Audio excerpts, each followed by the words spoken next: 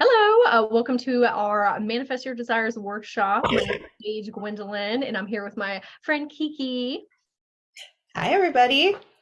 Yes, and we're going to be talking about all these wonderful topics about how to manifest your desires into your reality. And so we have some things about rituals and subconscious mind reprogramming and healing yourself with frequencies.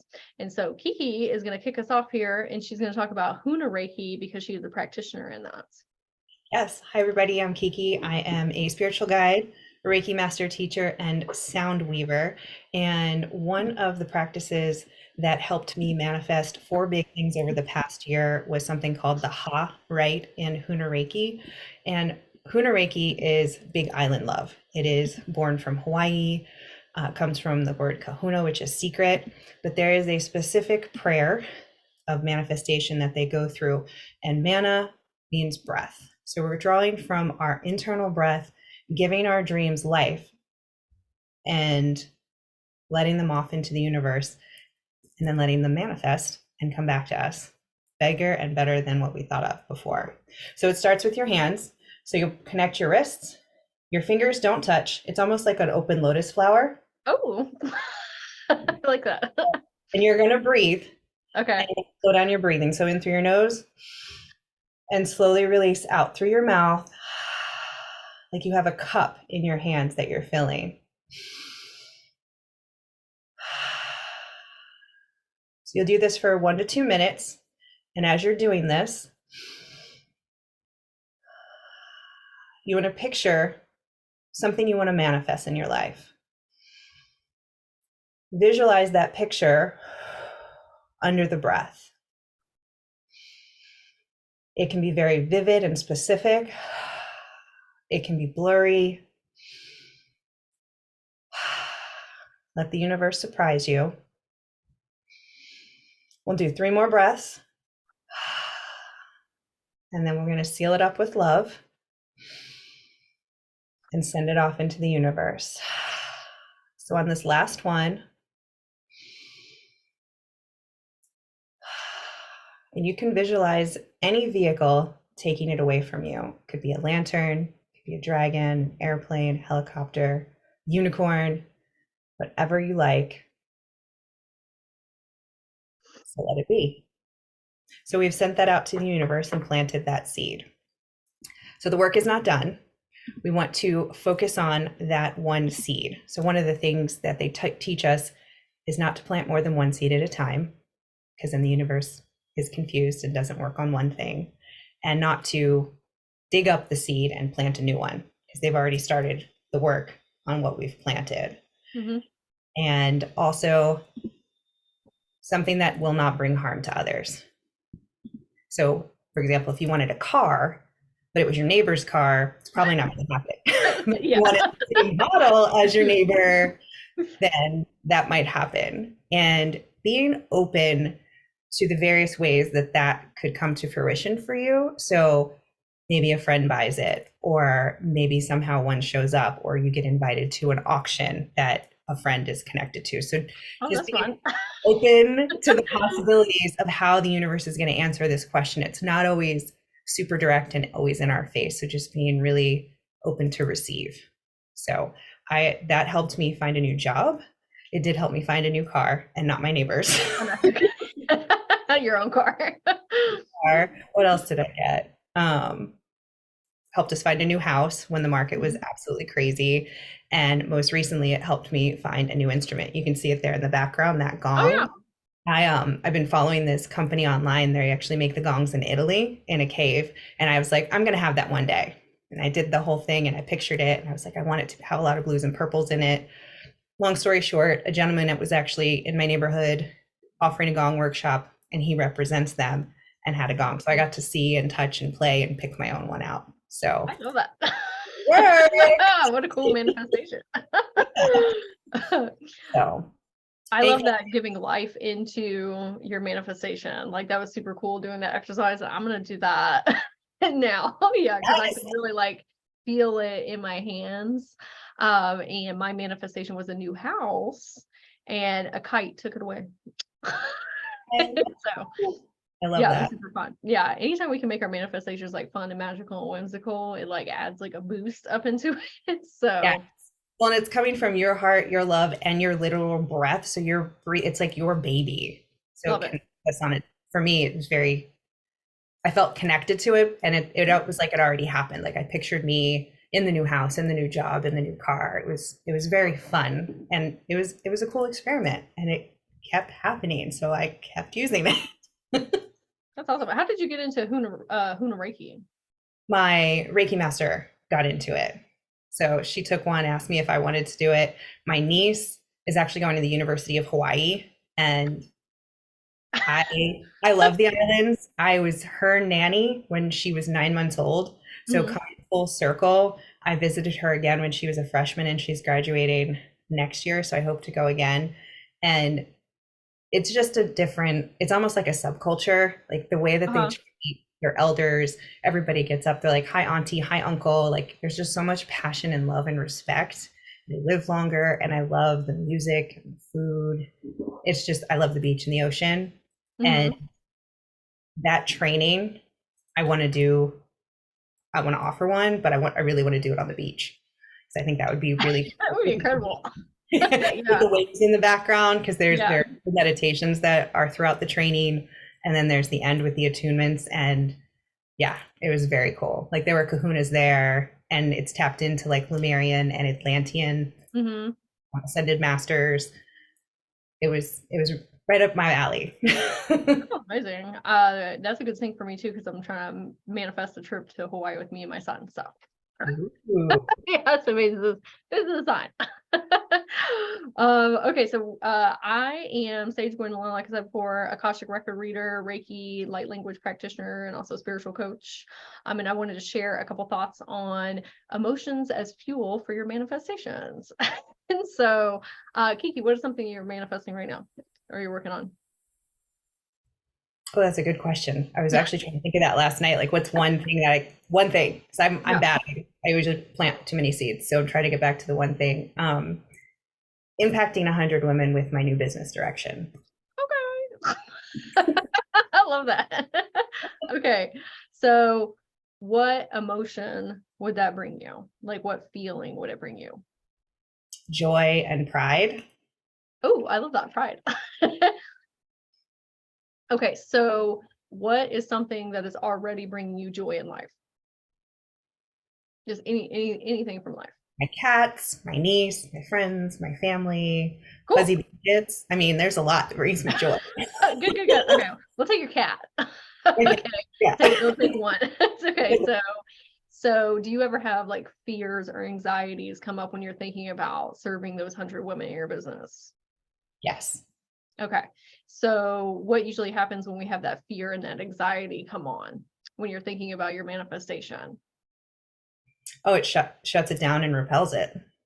Absolutely. You're telling it's like I always tell people the universe works like an algorithm, and like what you put out is what you get back. And so if we're like, my manifestation is scary, when's it gonna happen? And all this fear and chaos and anxiety, you're like, I actually don't want you to bring that to me because it's a listening warfare. So a workaround that I tell people is if you start feeling those things, we want to think of something that is also bringing us the emotion that manifestation is. So for you, we're starting to elicit fear about, are we going to be able to serve 100 women? Let's take a pause. I want to feel joy in my business. What is already bringing me joy? Now we can sit in that memory with our cats. What's your cat's name? Tupac and Biggie. Okay, Tupac and Biggie. Okay, we're sitting with Tupac and Biggie, and we're really thinking about how much joy that they bring us. And after we're sitting in that joy, now we're going to say to the universe, that's what I want that manifestation to feel like. I want it to feel like playing with Tupac and Biggie. Okay. And what I call this is finding pockets of happiness throughout the day. Because when you're also sitting in gratitude and thankfulness for the things that you already have and are bringing you that, now you're telling the universe, give me more. I want more of this feeling, right? Yes. Yeah. More, more, more, more, more. And you can do this with any of your manifestations. Like find a memory core memory, what has already brought me this, or what is it bringing me now? Sit inside of that, then tell the universe, that's what I want my manifestation to feel like. What you're doing is you're creating new neural networking in your brain, because right now we're sitting in fear and stress and anxiety. But if you keep on making these anchor points in your consciousness, you start to stop going into fear and anxiety so easily when we start thinking about it. Makes sense. You're breaking the loop. Breaking the loop, yes.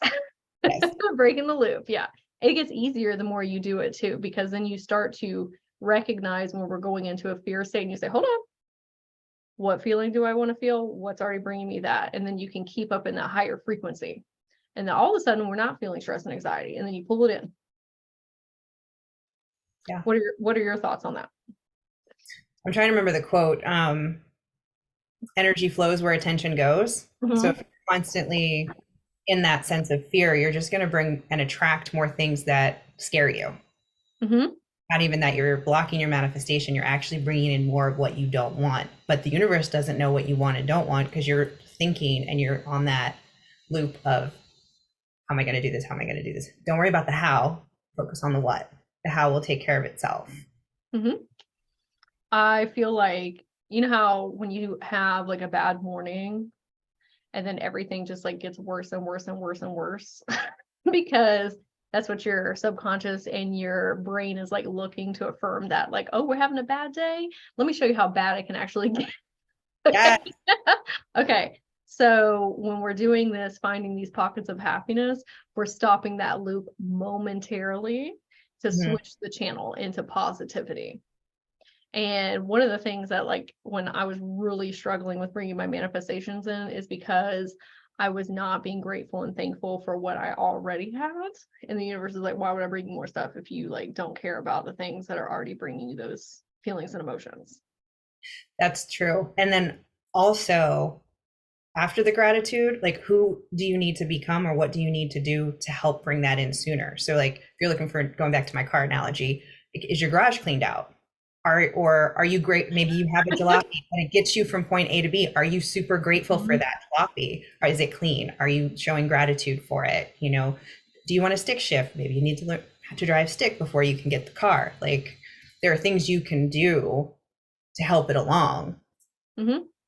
So Not me needing to clean out my car right now. yeah. The big you. I was sitting in my car when I first got it, and I was like, oh, I really want to get a Toyota 4Runner, right? And my higher self came in and said, I'm not bringing you that until you clean up what you got right now, because there was like stuff all in it. It was disorganized mess. And I was like, okay, you're right. And same goes for your house or whatever you're trying to manifest, or your bank account. Yes.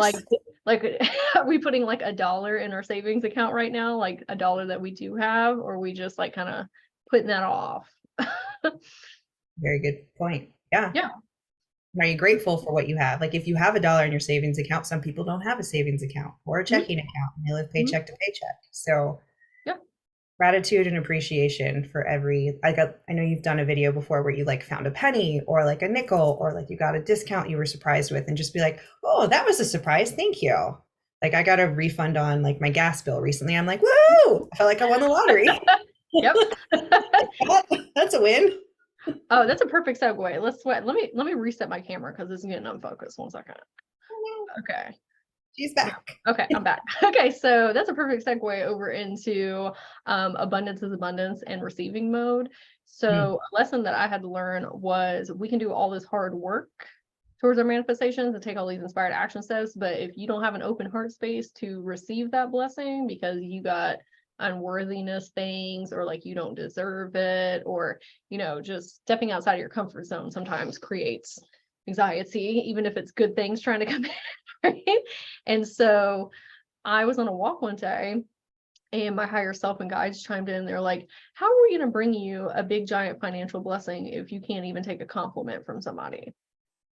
Because on a frequency level, abundance is abundance, whether that's somebody giving you a compliment or offering to support you and help you like move or do whatever it is.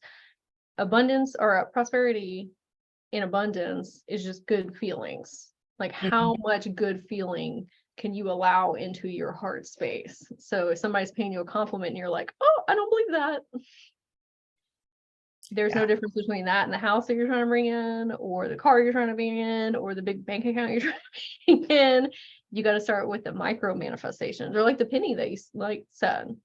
Yeah. Find a penny on the ground. Like the universe doesn't see any difference between that $1 million and the penny. It's like, are you going to pick that up and say, oh my gosh, universe, I am 1 penny richer? $10, $10,000. It's like, what do you do with it? Absolutely. Yeah. Or like you said, like if you get rebates or just something like coming to you how you didn't know, right? Just because it didn't come through like how you thought it was going to come to you doesn't mean that it's still not a manifestation. Right? That goes back to like being open to where it could be coming from. It's not going to be like, there's not one size fits all or one lane. The universe is very creative in how it answers. Absolutely. You want to talk about your central nervous system and like fear and anxiety and what that does to your body if you don't do anything with it? It's just sitting up in there. Like, what happened? Clogs everything up. It blocks things. It doesn't feel good. I mean, we were talking before we got on, just like my throat chakra, or even like your root, like you know who you are, but it can really start to mess with your, at least for me, I feel like it really starts to mess with my head, and I begin second guessing, and then my self-limiting beliefs that I thought I had overcome seem to grow again.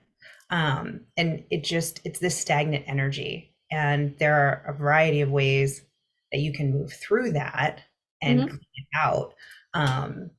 An analogy I like to use is cleaning out the closet. So you ever, most women have full closets. I have 2 and they're overflowing. And like what happens at Christmas, like I get clothes and I'm like, crap, where am I going to put it? And you go to open your closet and you're like, I can't fit anything else in the shelf. So you have to take everything out, and it's like, okay, at least I like to clean everything out. Like take it out. What do I wear? What do I need? What no longer serves me? What can I donate and what can bring joy to someone else? And like, I really like to parse that down and then do that with myself. Like, okay, I don't need these feelings, this fear, this anxiety. I know this isn't good for me. And sometimes just sitting with it, or what I've been doing recently is playing my singing bowls to literally change the frequency and kind of rewire my DNA. So I'll pull out my throat chakra bowl and I'll play that. And I have some mantras and affirmations depending on what has been going on a loop in my head that day. Movement really helps me move through emotions, unintended, but dancing, jumping, shake, even just like shaking. You're like shaking it out. Yeah. Yeah. As soon as they get up, they stretch. So even if you're just like moving, you're like, oh, I just moved some blood around, or I just moved some emotions. Chakras can be blocked and unblocked, and not necessarily blocked. They could just be sitting. Like maybe the energy isn't flowing, it's just sitting there. And how do you reawaken that and reconnect with it and listen? I love that. I was like stressed out earlier and I was like, okay, let's take like 10 minutes to do some stretching. Immediately felt better. Yeah. I tell people a lot of time. Oh, sorry. I was gonna say it doesn't take a lot of time. You don't need to do like an hour class or any, like few minutes to love on yourself. I'll take I took a salt bath earlier, or sometimes I will like just throw on some music and dance for 10 minutes, like you were saying. Like it's so beneficial. I tell people that when you are experiencing fear and anxiety and stress and catastrophizing, it's pumping all that cortisol, stress hormone into your body, which doesn't just go away. It compacts and becomes anxiety and depression and disease. And not always, because anxiety, depression, sometimes chemical imbalance. But that is one of the reasons. It's just you're in fight or flight and triggered constantly, right? So when you are in that triggered state and just, all up in your head with fear, that extra energy in your body that's created from the fight or flight, it's more likely to attach onto negative self-limiting beliefs. And then once you get forward momentum in negativity, it's over. And so if you can take a pause and get some of that stress cortisol, now we have a clear brain space. Have you ever noticed that if you've got like self-limiting beliefs and then you get that out, it's like, oh, I feel so much better. Right, like, but it doesn't have the power it did. Yeah, It's no, like absolutely not. Yeah. the fog is gone. Like you brought up fight, flight, and I feel like there's a third one that comes up, like freeze or the Oh analysis yeah. paralysis. Yeah. And I mean, our fight or flight, we go back to like the Stone Ages, like that was to protect us. Like there's a dinosaur, there's a predator, there's a threat, but it was on and off. But we've got traffic and we have all of this modern technology. So we're kind of in it Mm-hmm. at a much higher rate. It's almost like you turn the bathtub on, but there's no off. So the bathtub's overflowing Mm-hmm. with cortisol and these other emotions. And it can cause weight gain and stress. And like you said, disease. And Mm-hmm. that causes, and it's just this cycle, like the weight gain and depression and anxiety. And you're like, wait, pump the brakes. I can, I can do something about this. Um, and on my journey, I used to focus so much on the outer shell. Um, Struggled a lot with weight gain, loss, and I always attach my joy and happiness to I'll be happy when I'm this size, or I'll be happy if I can get to this Mm, weight. And I did it, but nothing had changed on the inside. So yeah. I was just in a much smaller shell and had all the same stuff up here and in here. So now I'm taking more holistic approach. So the movement is important, but I also want to check in with my mind and check in with my emotions and how am I sitting spiritually and what can I do for me? Because I always put me last. I'm notorious for that. I don't think it's everybody else. I think that's the crux of being a healer. Like we constantly helping other people, but then we don't do what we need to be doing sometimes. What I say, not what I do. Yeah, right. And thank you for sharing that about, your body things that you had going on, because I had body dysmorphia and eating disorder for like many years. And I couldn't figure out how to get out of that loop I was in, but it was all those intrinsic things that I had to focus on, like losing weight or gaining weight did not help because it was just unhappy either way. And so I had to learn how to be happy where I'm at all the time. Right. Be okay with that. Yes. If that's still a goal, that's great. But like, I'm Yeah. happy on the inside now, and when and if that is a goal of mine or whatever, great. I'll be Yeah. happier no matter what the size of my shell is, right? Absolutely. Yeah, absolutely. You can't keep putting off happiness. Right. Sometimes happiness is a choice you got to be, or finding the pockets of it throughout the day. Yes. Yes. Yeah. Okay, so I want to talk a little bit about making time for your fear and self-limiting beliefs, because I feel like a lot of times we try and like shove that stuff down because it doesn't feel good to look at, but it's going to come out eventually. Like you are going to snap at your kid, you're going to have road rage, you're going to have a break at work or be crying on your bathroom floor, is going to eventually come out. And I think some people don't always make that correlation. They're like, I don't know why I'm upset. Well, it's probably something from 2 weeks ago Yeah. that I you mean, need to process. for me, it manifests in like physical ailments, like Oh sick to yeah. my stomach, but I don't have a stomach bug, or like I would get really bad vertigo because I'm like, okay, what am I not paying attention to? Or what have I put in a little box to pay attention to later? And then I never got back to it. Yeah. Um, Do you ever yeah. feel like your body's like hard? Does that make sense? Like everything's like on lockdown and like super, super tense. Yes. Like, Yeah. yes. I've Okay. not had sleep paralysis, but it like why am I moving so or heavy and dense? Like I Mhm. just feel like I'm slow or like Yeah. slow in my movements. Like a So concrete block. Yeah. I So like it.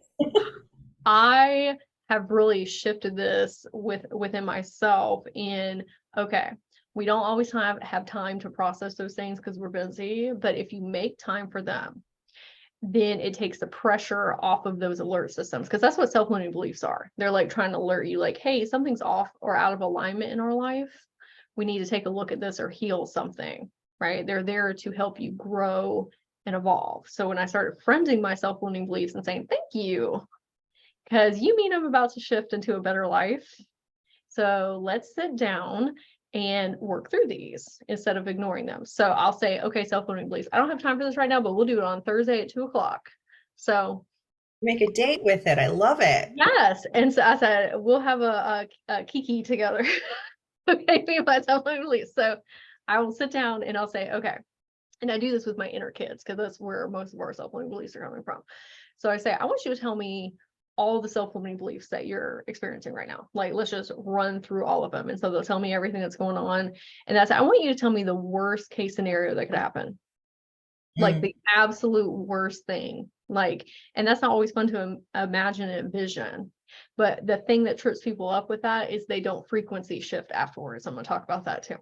So you are going to just go all in. Okay.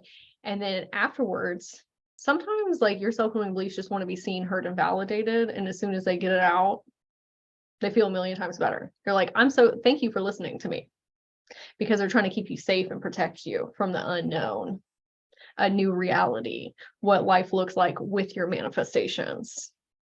Because if you haven't manifested those things before, even though you think it's good, your brain is saying, I don't know what that looks like. Stay away from that danger.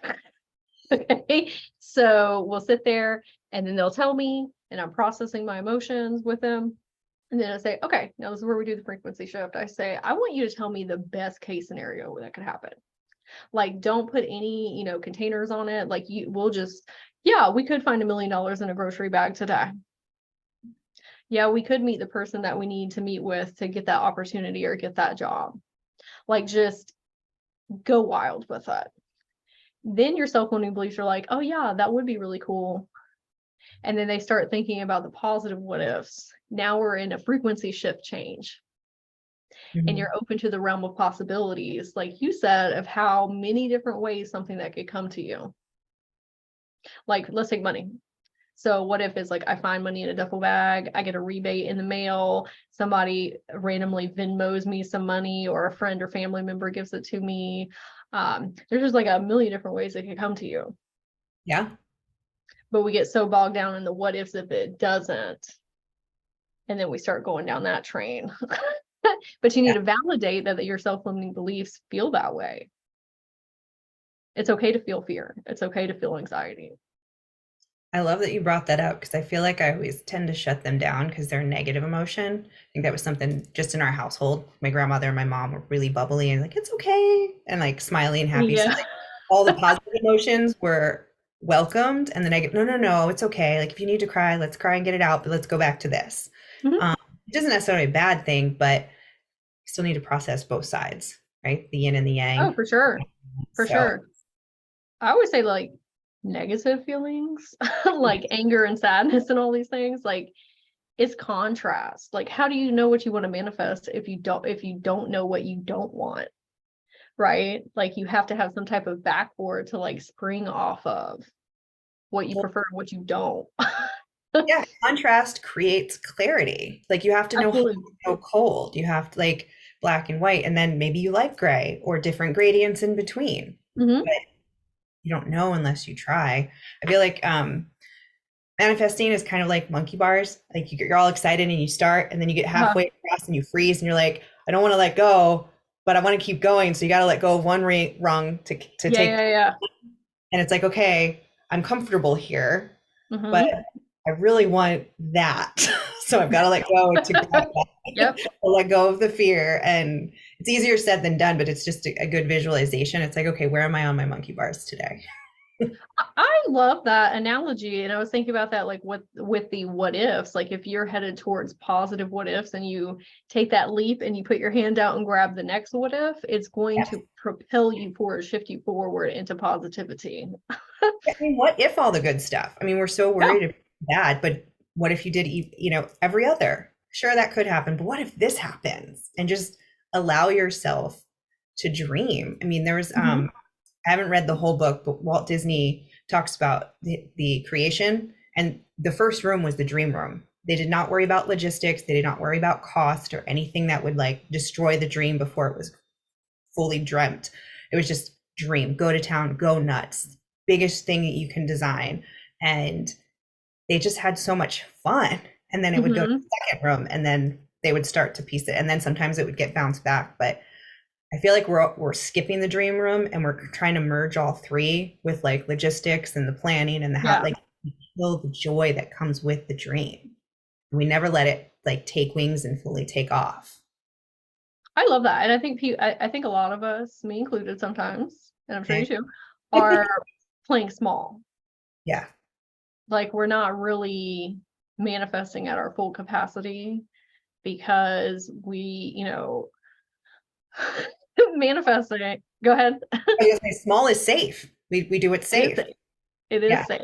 Like when I was working on opening up and expanding my wealth container, right? Like making a couple $1,000s more a month, like, was a huge leap for me. And I was like, I'm never going to be able to do that. But there's people out here making $100,000 $1,000,000 a year. Like, what are they doing? Right. Yeah. And I'm glad you brought that up, because I had a similar shift recently. You know, I've had business growth the past 3 years. For 1 to 2 was little, but this 2 to 3 was double. And then in January, I had my biggest month ever. It was like, yay! And then February hit, and I'm like, oh crap, how am I going to do that again? And because I was there, it went right back down to what my norm was. And I was like, you already did it once. Why are you not excited? And you're like, well, I did it once. I can do it again. Why did I go to that other place? And I was like, that anchor point. Yeah, you got to create those anchor points of like, we did it before, we can do it again. yeah. Well, and then I feel like I've always done this where I'm like either really too small or like way too big, and I overwhelm myself. So one of the things I like to picture is manifesting stepping stones. Not that you're downgrading, but like if your goal is eventually, say, like hit $1 million, well, maybe break that down. Like, well, what are you doing per month right now? Well, maybe let's go for 10K months, and let's see if we can do that, see how we can do that consistently, and then we can up it, and then we can up. So you'll get to that million, but you don't have to set this unrealistic timeline to it, because pressure kills dreams. Oh yeah. And there are a handful of people that really love and thrive under pressure. I'm not one of them. I am. But no. I like time and to plan and to space things out. But like hitting that 5-figure month and then that 6-figure year, and you're like, holy crap, if you combine, like, so much can happen in a year. Oh yeah, like, you can make huge shifts in a year. And instead of saying, oh, I didn't hit $1 million, it's like, girl, look what you just did. Can we just celebrate and appreciate for a minute, or like a day or something? I think it's super important to, like, when you're setting goals like that, if you, let's say, quote unquote, don't meet them, like you were saying in the time, if you hyper focus on that, then you're leaving it in a negative vibration, and you're not sitting in gratitude and thankful. Forward movement is forward movement. Absolutely. Like, it doesn't matter like how big or small it is. Like, if we are doing better than we did yesterday, that's a win. Yes. Because when you are berating yourself for what you're not doing, your brain's not wanting to do more. You gotta get dopamine for the things that you're doing now, and say like, I'm a rock star because I did this. Like, even with let's say that you have to clean out your garage, right? If you do it for 10 minutes, it's better than 0. And then once you're in forward movement, you're more likely to stay in forward movement with that thing, right? But you got to celebrate that 10 minutes. And even if you don't do more, whatever. Yes. Good for you for doing the 10. And that's another thing. I've like not the fight or flight, but it was the all or nothing mentality. Like, if I can't clean the whole garage in one sitting, I'm not going to do it. And I think that's another like crutch for myself. Like, I am very much an all or nothing. And I know that's very much on my masculine energy and like that force. And it's okay to flow. Like, I could flow and do 10 or 15 minutes and then come back tomorrow. And by the end of the week, it's probably going to be clean. It doesn't have to all happen in one sitting. I feel like perfectionism probably plays a part in that too. And that can come through with like manifesting as well. Like, well, I can't do this, I can't do that. Like, whether it's step into a new job or start your business or, you know, whatever it is, like, you got to start right now. And it doesn't have to be perfect, because you can always learn and grow and evolve, or make amends, or ask for forgiveness. Like, I tell people all the time, like, the beautiful thing about life is you can grow and change and evolve and ask for forgiveness. Yes. And don't stop evolving. Like, you don't owe anybody an explanation for the lefts, rights, and U-turns you make. Oh, you know what? We can talk about that with manifesting really quick. So, being mindful with who you're sharing your dreams and visions with. Oh, that's really good. What are your thoughts on that?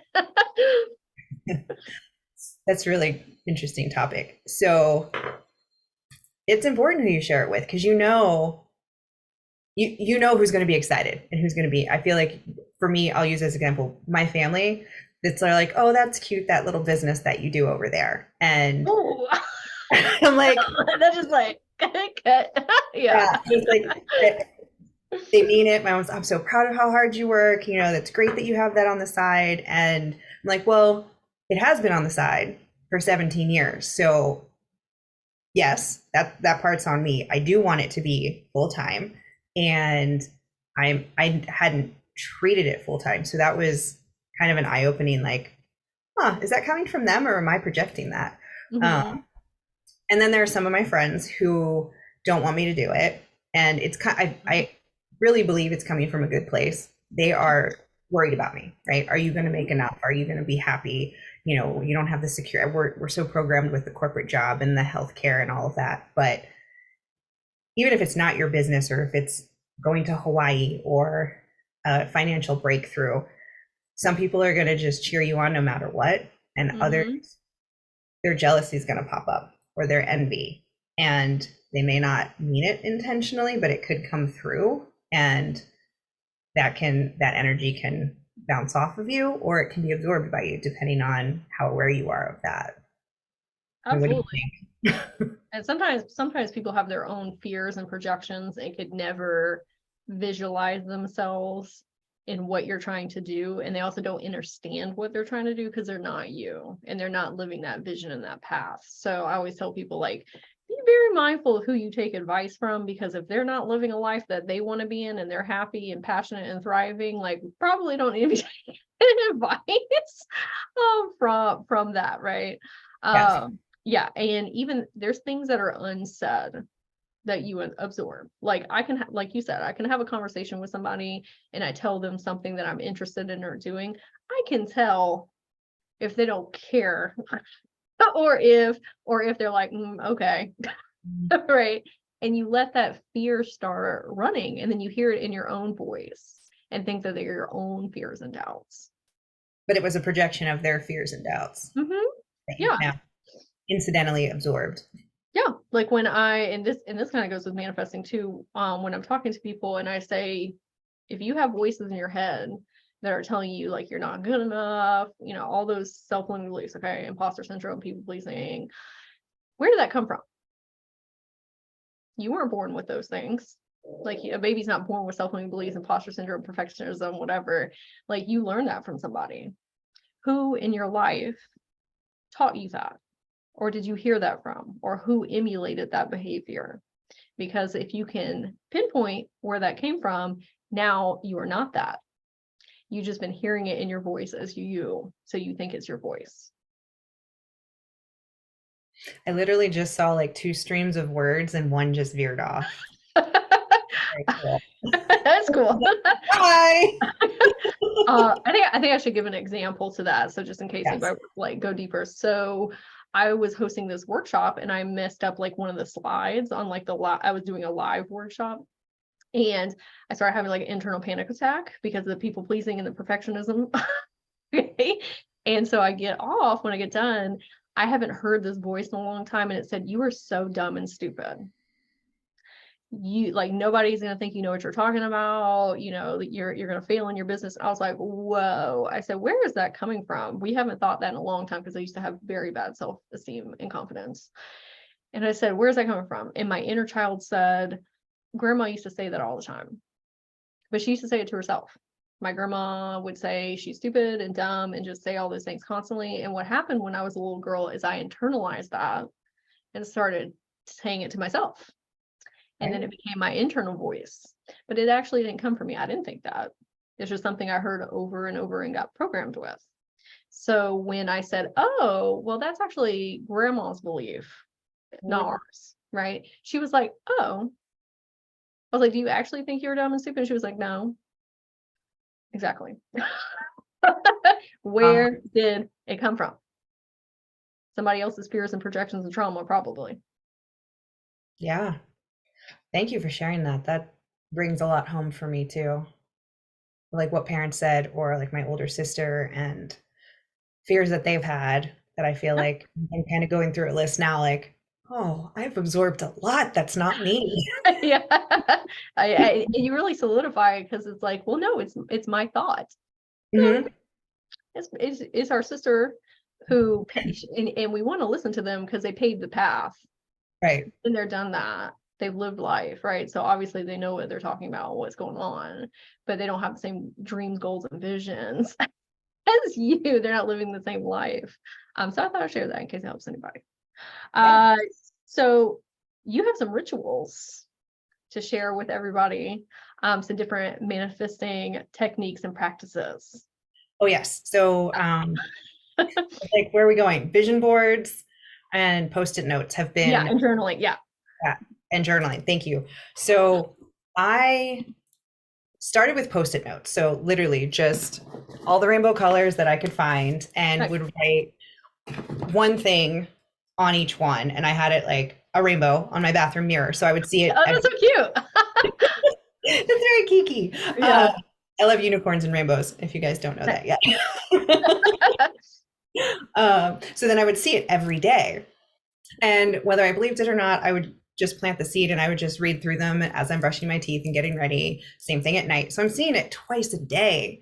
And it really, for one, helped me prioritize because we talked about my all or nothing. And I was like, oh, I don't need to do that. That's not one of my, that's not going to get me closer to one of those. As one would come true, I would take it down and put it in a journal. And then at the end of the year, I'd look at the journal and how many post-it notes, but I'd also refill it with something else. Oh, that's cool. That was kind of like phase one, but like the vision board itself was kind of a combination of the post-it notes and pictures and words. And the first year I did it, I would say 80% of it came true, happened, or was going to happen within the next 3 months. And whatever didn't come true, I sat with it. Do I still want this? And then it would stay on the board for the next year. Or have I moved on? And does the new person I am not need or want that anymore? And that came from journaling and meditating. And then journaling has been hit or miss for me. I go, it's like, I'll do it for 30 or 60 days, day and night. And then I'm like, okay, I'm done writing.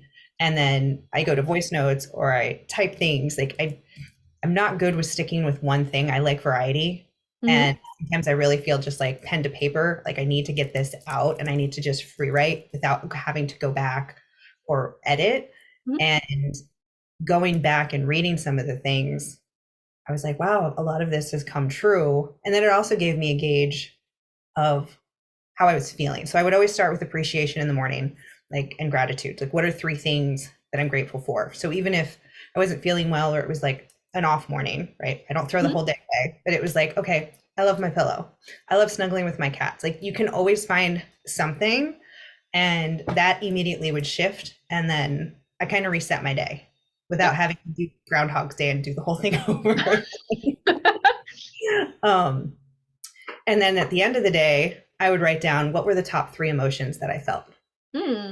That one was super interesting. And I was like, okay, I feel like I'm writing down the same things. Like, am I sitting with these emotions? Am I processing? And then I pulled out the emotion wheel and started to go a little deeper. Anger, I really wasn't angry. I was frustrated. And I really wasn't frustrated. I was sad. So what was I sad about? Because we mad, like anger and tear, like you cry and anger is easy, right? You can get mad really fast, but a lot of times we're sad or frustrated. We don't feel seen or heard. For me, speaking from my experiences where I was at this point. And can you talk about the emotion wheel too? Because I feel like not everybody might know what the emotion wheel is, and that's a very beneficial tool.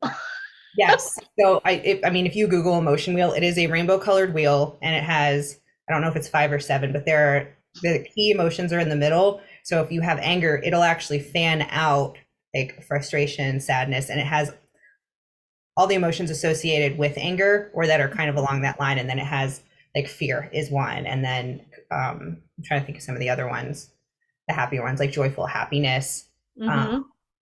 So I'd look that up because I felt like I was just using the same 4 or 5.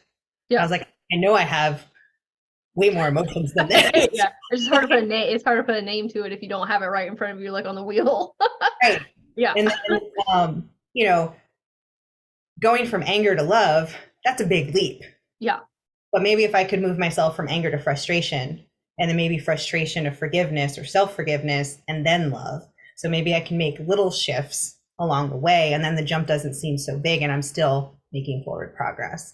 And that was something that I worked on internally that I felt was 100% connected to my manifestations and happiness in my life. Because before I was just like, what are the actions I could take? I was very much in the doing, but hadn't really connected mind, body, and spirit on that same path. Like my mind was here, or my body was here, my emotions were there. Like we were all going in different directions, and it was like, pick a lane, Kiki. I like that you said like it's too big of a frequency jump. Like, what can I do right now that would make me a little more happier? Right. It doesn't have to be all the way happy, because when you and your like deep saddies, there's not a whole lot that's going to shift you like completely all the way over. But if you can just say, what's something I can do that make me a little bit happier right now? Because then you start picking up the forward momentum. And so it might just be like you looking at funny videos online, or spending 5 minutes with your dog or your cat. You know what I mean? Like it really does make a difference, and it won't just like wipe all the sadness out, but it doesn't make it as intense. Yeah. I mean, just giving myself permission to feel my feelings instead of ignoring them, turning them off, brushing them under the rug, however you want to describe them, because I was raised that way. Like, do you give you something to cry for? You know, I think that was generationally a lot of what was going on at that time. And, you know, spare the rod, spoil the child, all the things. We're in a very different day and age right now. And I love that. Like to watch my sister raise my niece, she'll be 7 next week. You know, she'll have a temper tantrum and she's like, is it time to go upstairs? Yes, I need to feel my feelings. Oh, I was like, I was like, I have some feelings. Can we go cry together? Yeah. Let's process together. It was very healthy for me to see, and it works for her. And she comes back down and she's like, I'm sorry I ruined the game, everybody. I was very sleepy and did not have control of my emotions. I mean, you're 7 years old. Self-aware queen. I was like, all right, queen. Yeah. I love that. When we were talking about the rituals or manifesting techniques, right? So to me, you were using a whole bunch of different things. Yes. And it's more about like keeping it in your subconscious mind and like ever present. Like I'm focusing on prosperity and abundance in my manifestations, because what you focus on is what you get more of. So working with a lot of different type of people, Kiki and I were talking earlier about neurodiversity. If you are neurodivergent and you have a very difficult time sticking to routines, manifestation can be extremely difficult, because we're not taught. We're like, oh, you have to stick to this one manifestation technique for 30, 60, 90 days. Okay. But if you are neurodivergent and you have a type that you have a dopamine deficiency, so that's like, we like newness, we like freshness, right? Like that gives us life. Okay, so if I'm trying to do a 90-day challenge, I'm gonna get a week in, I'll be like, yeah, this is not fun anymore, I'm not doing this. And the problem with that is we don't pick another ritual to do. And then our manifestations, we're like, oh, why are my manifestations not coming in? Well, it's not present in your mind. We're not doing something to actively put life into it. And so I say, it doesn't matter what ritual you do. No. You can have a different one every single day. Like for me, I have a tool bag. Like I have 5 or 6 things that I rotate in between, because if you have a different one every single day, it's still an overarching ritual of having a ritual. And so when I give people that permission slip sometimes, and they're like, you just blew my mind, because manifesting techniques don't work for everybody in the same exact way. Yeah. 1000% correct. The people that are saying, let's do these 30, 60, 90-day challenges, routines work for them. And that's great. But there's nothing wrong with you if that doesn't work for you. Yeah. I found that honestly, when I added the variety in, I feel like things happen faster. Like I had a little bit of the Post-it, I had a little bit of the vision board, I had a little bit of the and it kept things fresh and exciting, but I was still focusing on the same things, but in different ways. So those were all my visual anchor points. Yeah, I love that. It's keeping it fresh and keeping it fun and whimsical. It's like, what are we going to do today? Yeah, get For some markers, get manifestation. a glue stick, make it a project. If that overwhelms you, don't. If you want a different Yeah. journal for today, or you want to color, I love coloring. I hadn't colored in forever, and then 2 years ago, a couple girlfriends got me colored pencils and a coloring book. So I would pick pictures, and then I'd write a manifestation on the top while I was coloring. So the picture had nothing to do with the words, but that was It's another like the happy feelings, like the yes emotional elated that I feelings. was attaching to it. Yeah, I didn't Yeah. even know what I was doing. I think that sometimes when we're talking about manifestation, we get like so hyper fixated on the actual like 3D thing, right? Like the house, the car, the money, whatever.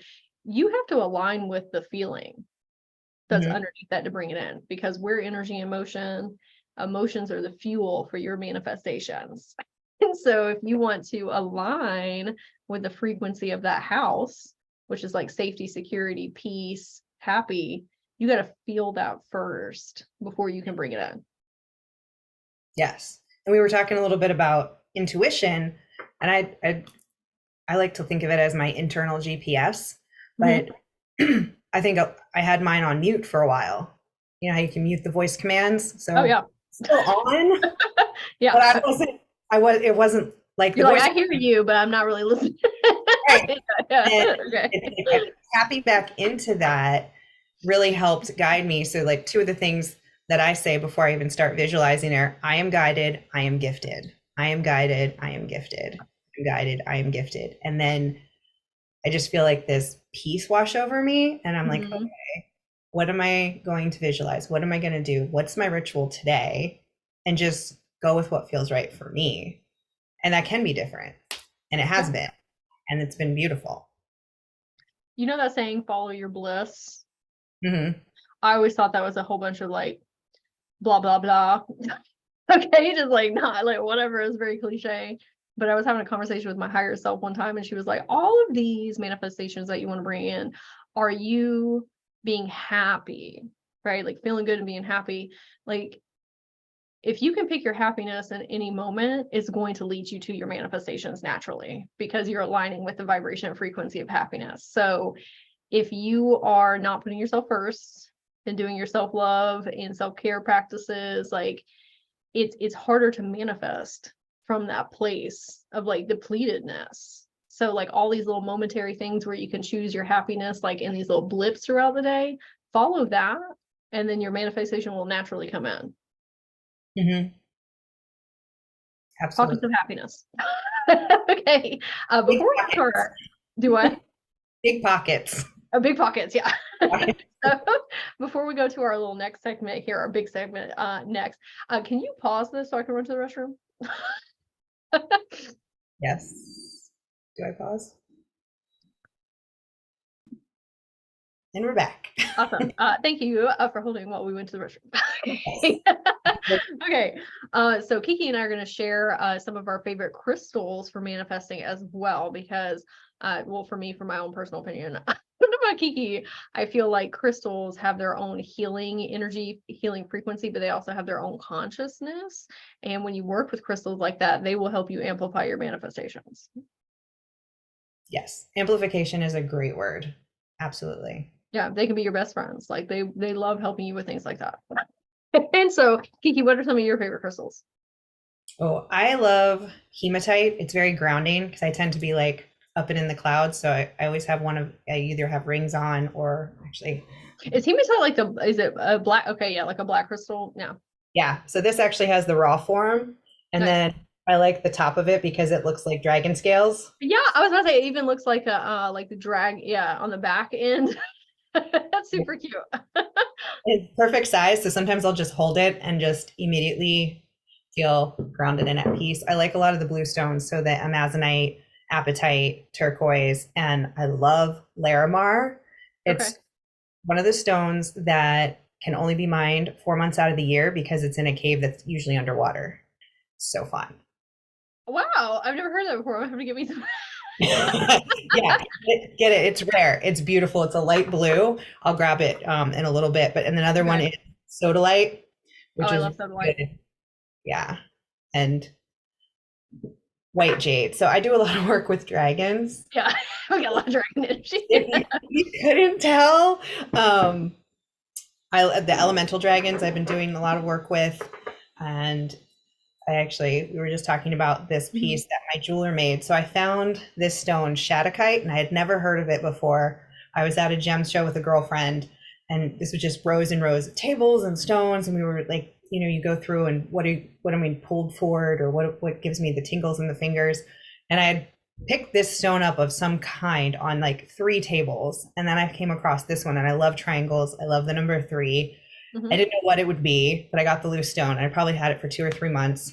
My friend's a jeweler, and he's like, oh, I can do some 3D rendering. So he had texted me back and forth on the images. So he added waves in the wings.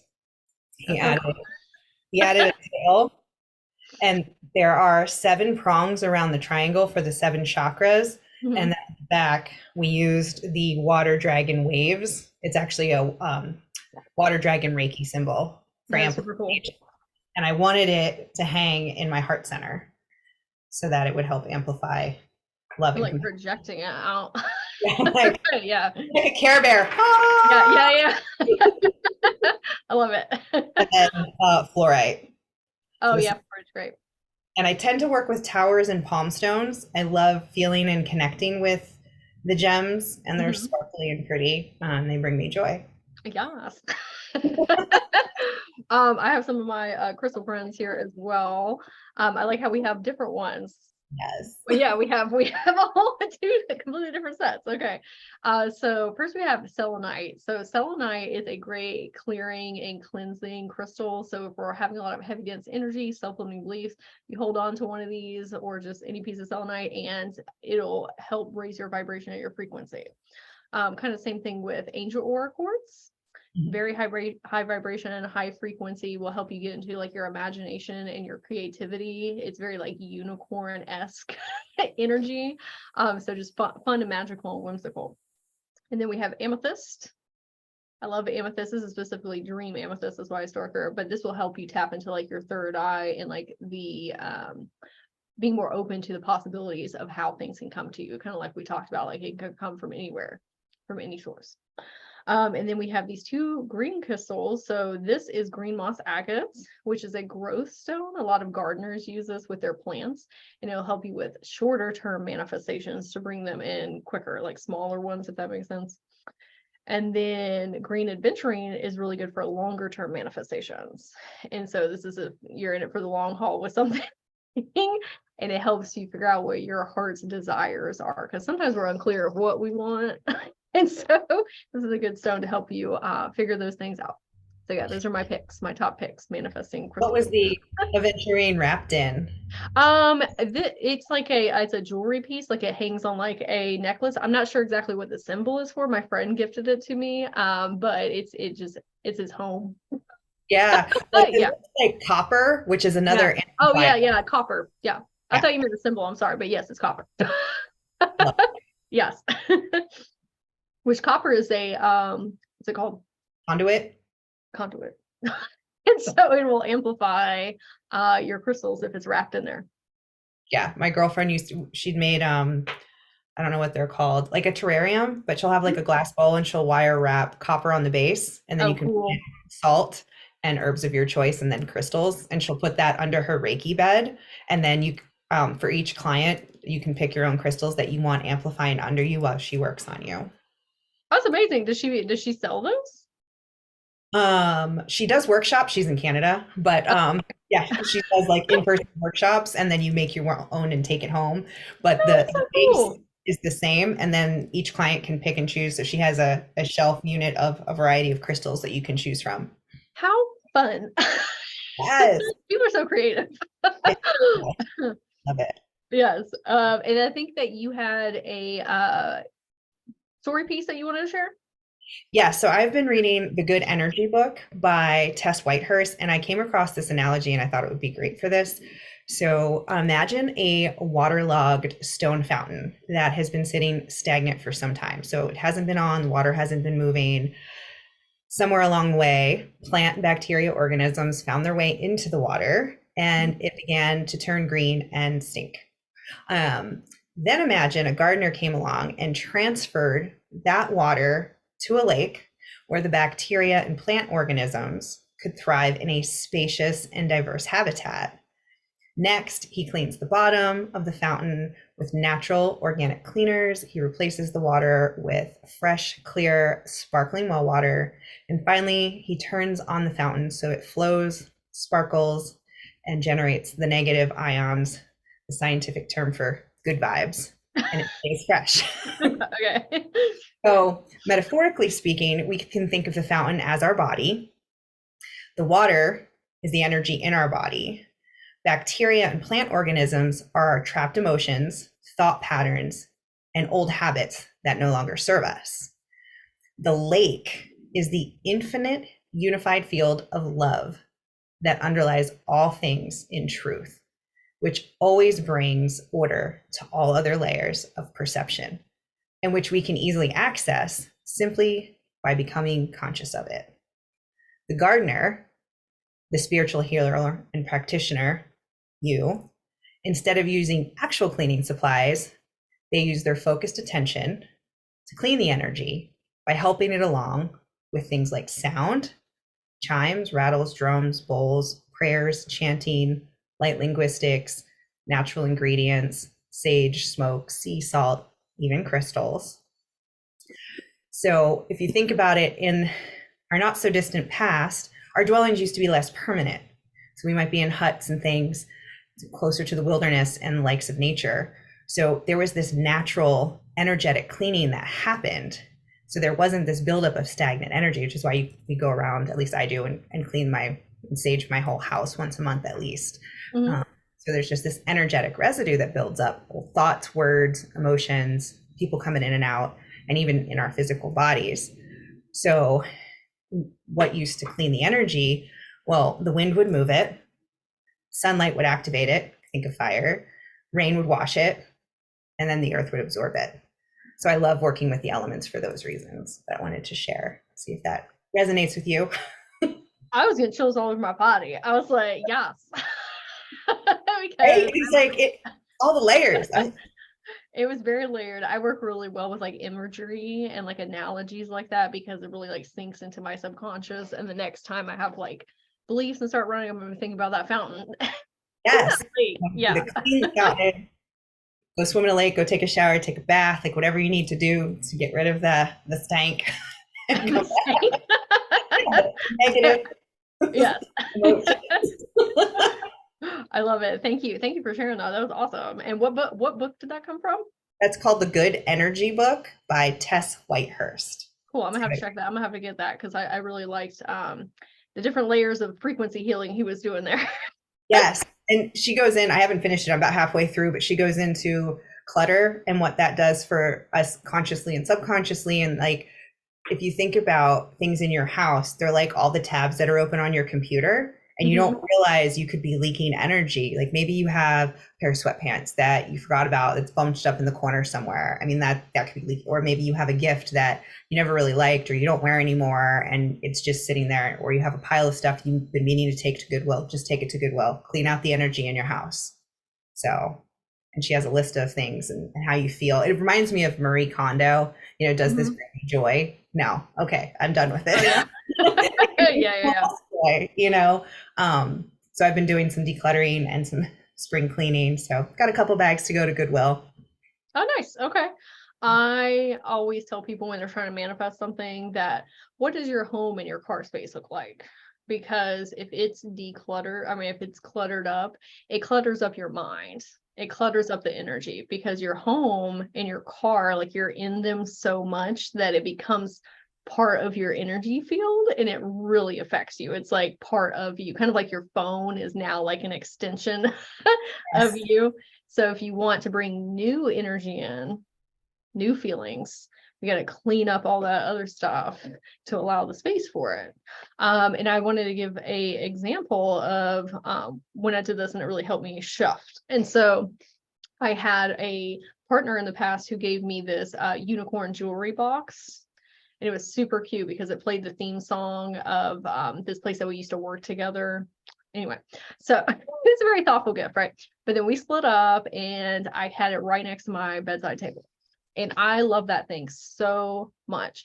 But one day my higher self came in and said, is that still making you happy, or does it make you sad when you look at it?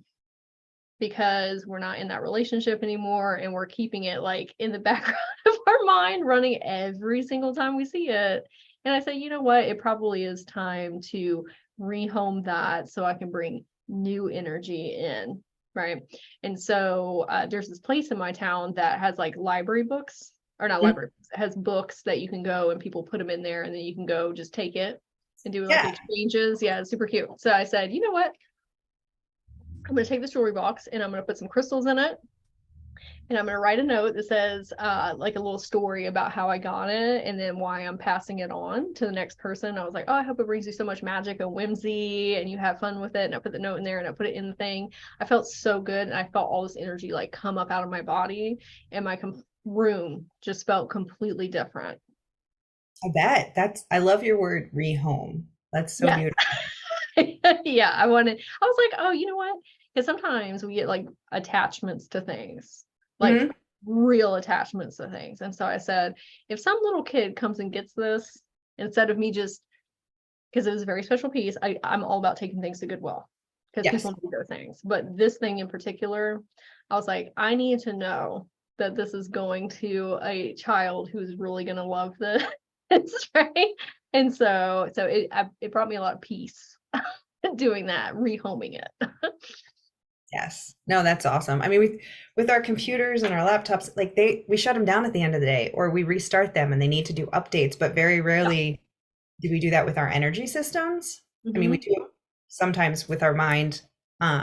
Sometimes my mind doesn't turn off when I sleep, but for our energy system, I feel like it just it's something we consciously have to think about. It's not Yeah. something that comes naturally yet. It's a muscle I wasn't taught to use. Sleep and wake. We talk a lot about circadian rhythm, and that's important. Like that's the outer body, and Hmm. then turning off the mind. But then how can we reset the energy? So cleaning, clearing, rehoming. Yeah. I love it. And I can Love that tell analogy. in a good headspace when Yeah. things start to pile up, or like it's just messy. It's not dirty. It's just Yeah. clutter. And I'm like, and when I can clean the room, then I feel like I can think again. Hmm. And yeah. I do ADHD tornadoes.